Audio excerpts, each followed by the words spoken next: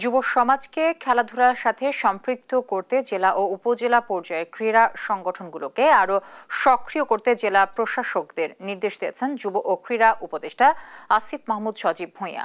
বিকেলে জাতীয় ক্রীড়া পরিষদে বাংলাদেশ ক্রীড়া সেবী কল্যাণ ফাউন্ডেশন কর্তৃক অসচ্ছল, অসুস্থ, আহত, অসমর্থ ক্রীড়াবিদ ও তাদের পরিবারের মাঝে ক্রীড়া ভাতার চেক বিতরণ অনুষ্ঠানে তিনি এই নির্দেশনা দেন। অনলাইন ব্যাটিং উদ্বেগজনক হারে বেড়েছে জানিয়ে তিনি বলেন, এটি বন্ধে প্রয়োজনে আইন করার সিদ্ধান্ত নিয়েছে সরকার। এছাড়াও ক্রীড়া মন্ত্রণালয় বিগত সরকারের সময় অনিয়ম দুর্নীতি অনুসন্ধান করে ব্যবস্থা নেওয়া হচ্ছে বলেও জানান সজীব ভূঁইয়া।